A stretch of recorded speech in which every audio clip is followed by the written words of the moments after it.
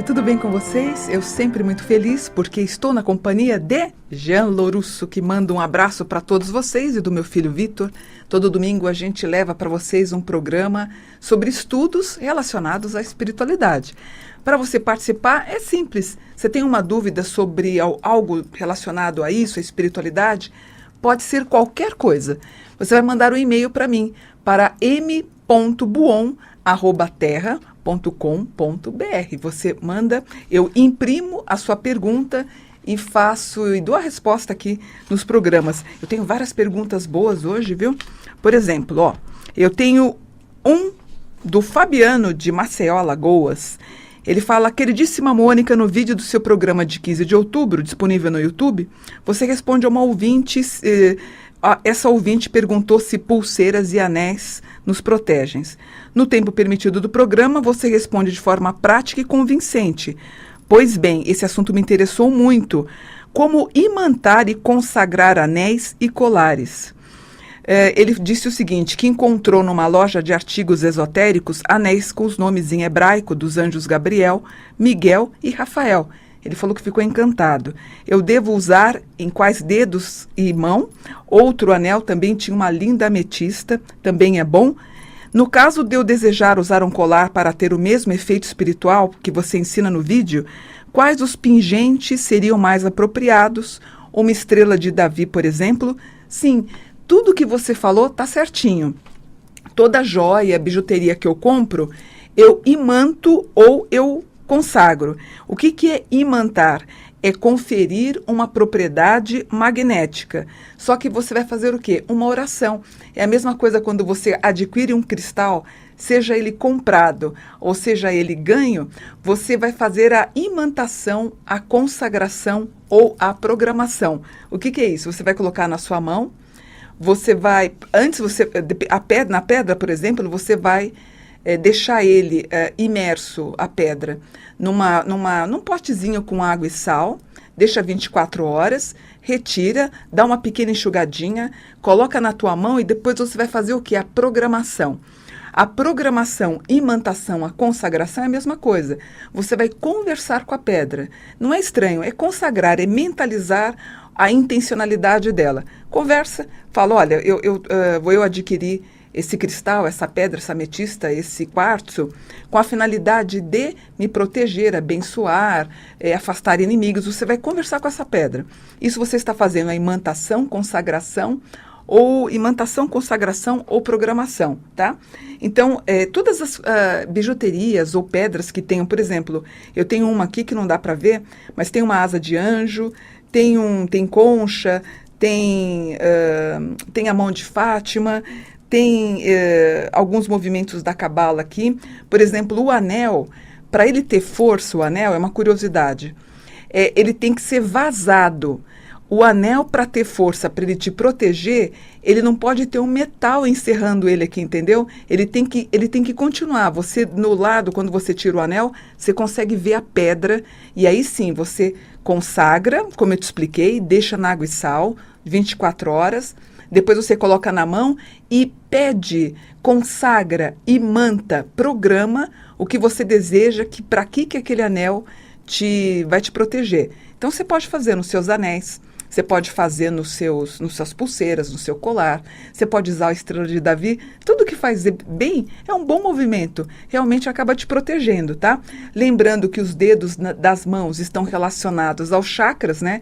Então eu tenho sexual, eu tenho o segundo chakra, aqui eu tenho a parte onde pega o estômago, laringe e a moleira do alto da cabeça. Então os anéis também estão se relacionados aos chakras do corpo humano, né? Com a esquerda eu recebo, com a direita eu dou. Também é uma outra forma de você entender um pouquinho, mas eu adorei, ó. Na verdade, as joias imantadas, consagradas ou programadas, você acaba dando o quê? Uma função sagrada. Se isso não tivesse mérito, você não teria os bispos, padres, o próprio Papa, usando inclusive, tanto na sua tiara como nos anéis, você teria esses sacerdotes usando pedras preciosas, tanto nas suas vestimentas, né? A gente tem que lembrar que os religiosos das 12 tribos de Israel também usavam, tanto na roupa, como na vestimenta, como no uso deles no corpo, eles usavam também as pedras preciosas, tá? Recebi uma outra pergunta também bacana,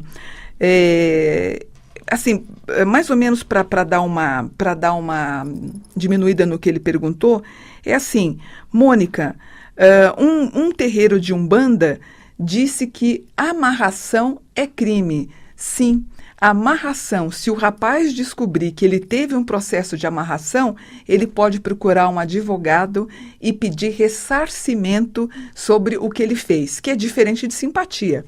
Geralmente, os processos de simpatia é uma força do bem.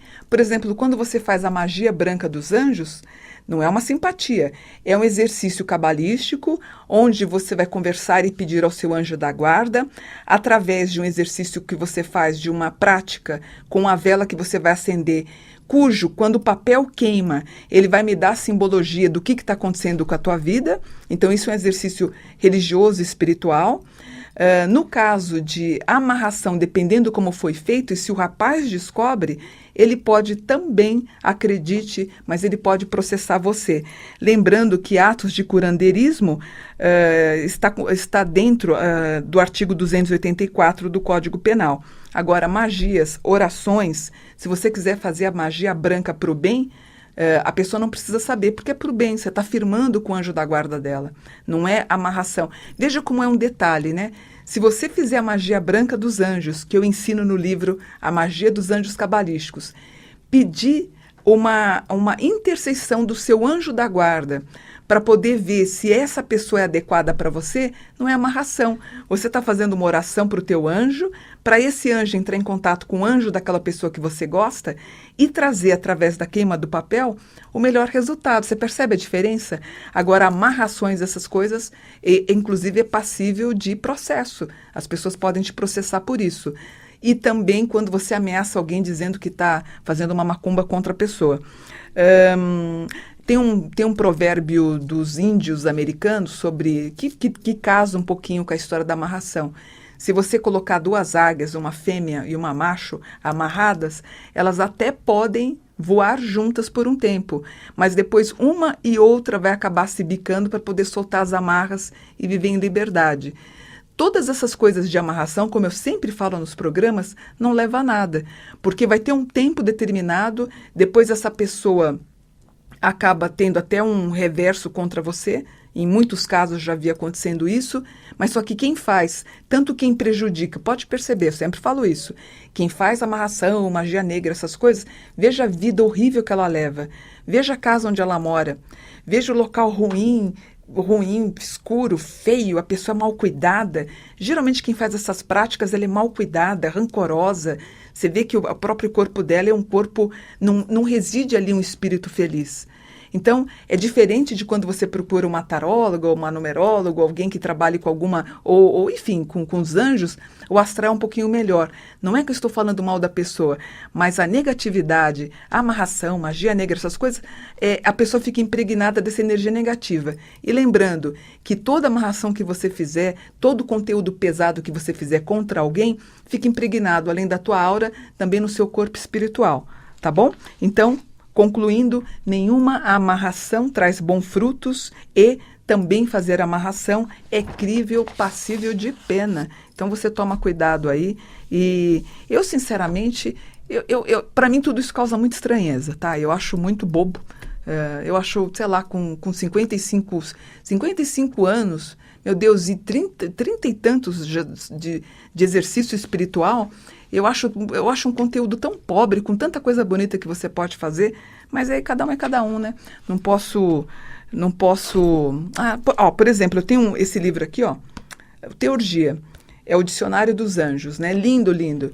É um livro que eu escrevi, acho que em 97 ou 98. Eu trato tudo sobre angelologia, sobre estudo dos anjos, tudo. Cabala, numerologia, explico todas as referências angélicas. É muito bacana. Não é melhor você aprender pelo caminho do bem do que você fazer o exercício de algo negativo? Como eu te falei, você acende uma vela do teu anjo da guarda, pedindo para ver se aquela pessoa tem compatibilidade com você. Não é melhor do que usar uma coisa contrária? Pois é. Outra pergunta. Deixa eu ver aqui, ó. Ah, tem uma aqui que é legal também, ó. Mônica, eu não vou citar o nome dela, que geralmente eu preservo as pessoas que mandam e-mail para mim. Mônica, recentemente eu tive um problema de saúde, eu procurei um médico e os exames não foram conclusivos. Ela foi uma cartomante e ela viu que esse problema de saúde era um problema espiritual. E essa senhora disse que afetou a matéria e também disse que 3 pessoas de outras gerações estavam ao meu redor e isso fazia com que essa doença ficasse pior, que essas pessoas estavam, de certa forma, ligadas a essa doença. Bom, aqui ela fala mais coisas. Ela pediu para que eu procurasse uma religião ou um templo para que explicasse melhor. Então ela foi num centro espiritualista, onde disseram que eu teria que fazer um tratamento apométrico, me indicaram alguns endereços. Eu fiquei chocada, pois eu nunca havia ouvido falar em apometria, já que eu pouco entendo sobre reencarnação e, para ser sincera, nem sei direito se eu acredito em reencarnação por falta de conhecimento. Eu gostaria que você explicasse um pouco sobre apometria. O que significa a palavra apometria? Apo, além de, metron, medida. Então, a prática, o objetivo da apometria qual é? Provocar e criar um campo espiritual de cura para você. Então, é a consciência desse envolvimento energético positivo vai fazer com que você limpe suas camadas áuricas, o seu corpo espiritual, astral, mental, você acaba limpando. É, na verdade, uma prática terapeuta, onde você vai projetar a tua consciência, a consciência também ou de vidas passadas ou de pessoas que te envolvem, e você vai acabar limpando o seu corpo sutil. Claro, ela não é comprovada cientificamente, mas a apometria cresceu muito aqui no Brasil, né? Também a gente pode fazer exercícios com a mesa radiônica, com hipnoterapia. Eu tenho uma querida amiga que faz isso, que é a Cássia Faria, uma hipnóloga maravilhosa. Então você pode limpar esses campos sutis que existem, mas nunca, gente, por favor, pelo amor de Deus, eu sou do signo de Virgem, eu em todo atendimento que eu faço, eu sempre verifico a área da saúde da pessoa. É muito importante que você faça seus exames anuais para ver se está tudo direitinho. E sempre ter um embasamento, claro, científico, médico, para os teus problemas de saúde. Todos os exercícios como floral de Bach, ou nunca deixe um tratamento médico para só tomar floral de Bach. Eu lembro do dono da Apple, do Steve Jobs. Aliás, eu li até o livro dele, me encantei com o trabalho que ele fez. Ele era um homem muito espiritualista, ficou um tempo na Índia, inclusive. E o que ele faz? Quando ele descobre o câncer no pâncreas, acredite, ele deixa o tratamento do câncer do pâncreas e vai tratar com ervas medicinais. Ele, em pouco tempo, mais rápido do que estava sendo esperado, ele acaba adoecendo rapidamente e acaba morrendo. Eu mesma faço meus exames anuais, tem semestrais que eu faço, anuais, para ver se eu estou toda direitinha, se está tudo bem com a minha vida. Eu posso fazer com os florais de Bach, eu posso fazer com a apometria, com a mesa radiônica, com os anjos da guarda, um complemento para eu ficar tranquila na minha vida, mas não abandonar o tratamento médico nunca. Eu sei que ela não vai abandonar, é uma pessoa muito consciente, né? Outra pergunta, Mônica, eu vou na Umbanda, eu estudo a Cabala, mas eu vou na missa aos domingos. Tá certo ou tá errado? Para mim, como espiritualista, tá tudo bem. Mas provavelmente, se você fizer essa pergunta ao padre, ele vai dizer que não, que você não pode frequentar a missa, ser uma católica praticante e também frequentar a Umbanda ou fazer exercícios de Cabala. Por exemplo, em 94, 95, eu estava indo para Bauru para dar uma palestra, já contei essa história para vocês. Houve uma repercussão muito grande, eu nem estava sabendo, e antes de entrar na cidade, até fui entrevistada, falaram que o bispo de Bauru tinha me excomungado. Mas o que é ser excomungado? É estar fora desse grupo religioso. Quando eu soube disso, eu fiquei muito triste, porque eu estava indo para lá para falar sobre anjos, para falar sobre Deus, sobre os anjos, sobre proteção. Isso me magoou muito. Por outro lado, se ele tem o direito de me excomungar, eu também o excomungo no direito e exercício que eu tenho como cristã espiritualista. Da minha área, então eu faço o mesmo por ele. Não é porque eu fiquei chocada hoje, eu não me importo. Na verdade, eu sou uma excomungada, porque eu não participo de todas as referências católicas do culto, de tudo, né? De que você tem quando você é uma católica praticante. Eu não tenho, né? Eu já há muitos anos eu sou batizada apenas, mas eu nunca pratiquei o exercício de ir à igreja, como meu pai, inclusive, meu pai faz até hoje, eu já não faço, eu parti para a espiritualidade, né? Eu com 15 anos eu fui para a Umbanda, com 17 eu fui para o Candomblé e acabei conhecendo, estudando as artes e todo esse conhecimento espiritualista. Então não dá. Para ele, a gente tem aí essa fusão dele vai dizer para você que você não poderia. É a mesma coisa uma pessoa espírita jogar tarô.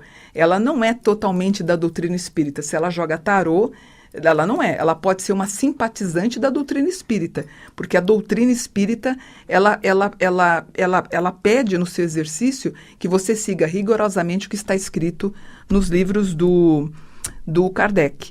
E lembrando disso, até conversei com meu filho de manhã, que eu estava estudando sobre a vida de Lutero. Lutero foi excomungado também. Ele fez um trabalho absolutamente incrível, porque na época a igreja pedia as indulgências, eles cobravam para você ir para o céu, e ele achou aquilo um absurdo. Então ele acabou escrevendo, isso começou bem na época da prensa de Gutenberg, e as pessoas começaram a promover o conhecimento do Lutero. E Lutero virou um popstar da época, isso em 1400 e pouco, 1500. E uma das bases do conhecimento do Lutero, que eu acho fantástico, ele acabou sendo até considerado um feminista na época, ele abriu escolas onde mulheres elas tinham o direito de estudar a Bíblia para poder entender melhor a palavra de Deus. Olha que bacana! Então ele reduz a ideia de você ir para a igreja, te leva para casa num culto familiar, onde as meninas e as mães estudavam em casa. Por isso que você tem uma Alemanha avançada, uma Europa avançada. Ele acaba plantando uma semente nos processos democráticos, inclusive dos Estados Unidos. Bárbaro isso, né? E ele influenciou poderosamente Martin Luther King, que também pregava usando as palavras do Lutero. É lindo isso, né? Porque você deixa de ter uma estrutura forte e o poder com o Papa. Amo o Papa Francisco, mas são estruturas, além de socioeconômicas, culturais e espirituais, claro, ele abre essa abertura e faz com que as pessoas estudem. Então ele criou escola para mulheres também. Imagina, gente, fantástico. Enquanto nós estávamos sendo descobertos em 1500, o Lutero abria escolas para mulheres. Fantástico, né? Eu lembrei dele porque ele foi excomungado, e o excomungado você não vai participar dos cultos relacionados à Igreja Católica, tá bom? Que mais? Perguntaram para mim, Mônica, o que é Goécia ou Goétia?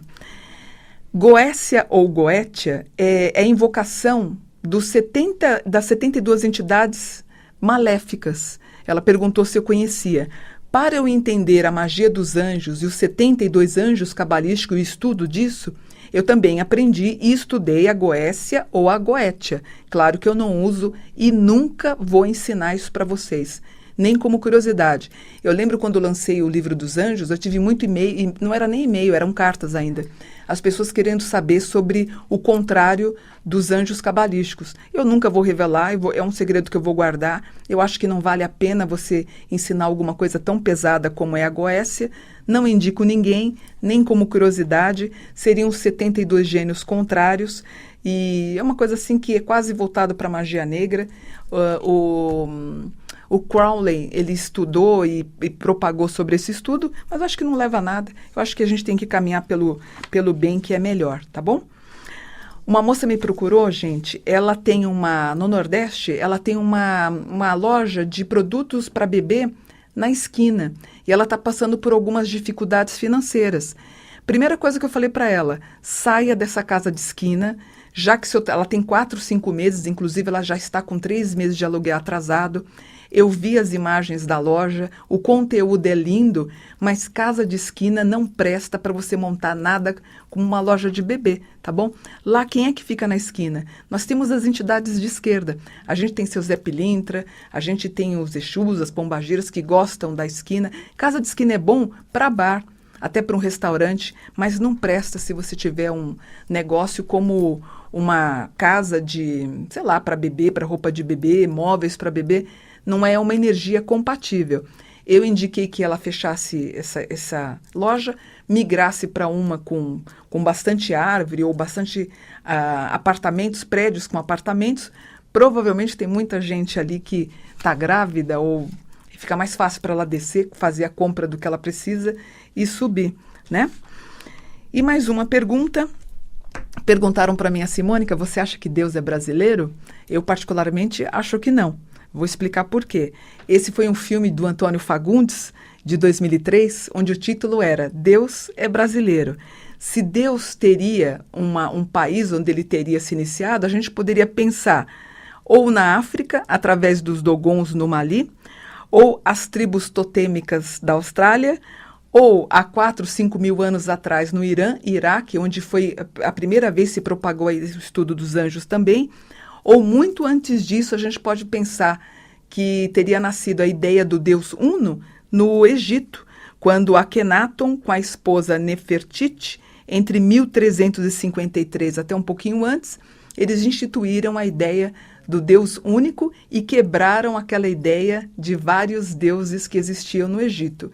Então, assim, claro que você está falando de Deus numa potencialidade mundial, né? Mas se a gente fosse imaginar essa brincadeira que tem, brincadeira não, esse aspecto carinhoso de falar que Deus é brasileiro, eu queria muito que fosse, porque ele nos protege bastante. Mas a ideia, então, que ele teria algum tipo de nacionalidade, na minha opinião, ou ele seria, então, egípcio, ou ele teria uma tradição inicial no Irã e no Iraque, onde foi encontrado templos os mais antigos da Terra, na qual se propagava, além do culto a Deus, se propagava também o culto não, né, a celebração também aos anjos da guarda. Mas eu acho que o Egito, em síntese, ele é o mais propício para isso, né? Porque você tem esse desenvolvimento do Deus Uno, os hebreus também acabam pegando alguma informação nesse sentido. Cria-se, então, o Deus Uno de Moisés também, né? Onde ele fala que ele deveria ser chamado e conhecido como Eu Sou. Ele não aparece para ninguém. Por isso que é outra coisa que eu contradigo quando as pessoas dizem, Mônica, eu vi meu anjo da guarda. Você pode ter imaginado o teu anjo, mas ver o anjo, nós não temos retina específica para ter a condição de ver um anjo da guarda. Tanto que no seriado Supernatural, quando algum participante ou que esteja lá naquele dia do seriado, quando ele vê um anjo, os olhos da pessoa que vê são tirados para fora. Em todos os processos da Bíblia, quando as pessoas falaram que viram os anjos, todos tiveram um pavor e um medo estrondoso, eles mal conseguiam olhar por causa da luz que eles emanavam, uns ficaram sem fala, o único que se conseguiu ficar mais aconchegado com os anjos foi Jesus. E, em um outro aspecto, foi o Maomé, onde durante 23 anos ele teve a presença do anjo Gabriel, onde Gabriel aperta o pulmão do Maomé e fala, Ikram, Ikram, recita, recita. E o Maomé começou a recitar e nasceu o Alcorão. Você vê que são histórias interessantes? Então, não é que eu estou dizendo que você não vê anjo, porque as pessoas ficam muito bravas comigo. Eu nunca vi um anjo e provavelmente eu vou vê-lo na minha passagem dessa terra. Aí provavelmente eu vou estar vendo um anjo. E imaginar o anjo, imaginar que ele está aqui, ó, atrás da câmera da Mundial, não tem problema nenhum. Mas não é a visão. Ter uma visão é muito mais sério, né, gente? Se fosse fácil assim, se todo mundo visse, por exemplo, você teria pessoas como o Papa dizendo que estava vendo, ou Fábio de Mello, por exemplo, que eu adoro ele, você teriam outros religiosos falando isso, mas não é assim. Se você começa a ouvir e acreditar que essas pessoas veem anjo, você se sente muito inferior, e você não é inferior, você é melhor que todo mundo. Então não se deixe levar pelo que os outros falam. Acredita na tua mediunidade, na tua paranormalidade, no teu potencial espiritualista, que você vai ser muito feliz, e confia na tua intuição. O que é intuição? É o seu Deus interior, certo? Eu vou terminando por aqui. Lembrando aí que amanhã a gente tem o Jogo do Brasil na torcida para que dê tudo certo. Essa semana eu tenho certeza que vai ser uma semana importante para você. Se você está querendo uma colocação no seu trabalho, uma melhora financeira, um pedido de promoção, está tudo muito compatível para você pedir com fé. Acredita no teu anjo, eu vou estar torcendo para você ter uma boa notícia essa semana, porque tudo vai dar certo, tá bom? Graças a Deus, em nome dos anjos, eu vou me despedindo. Volto semana que vem para mais um programa. Mônica Bonfilho, gratidão. Namastê.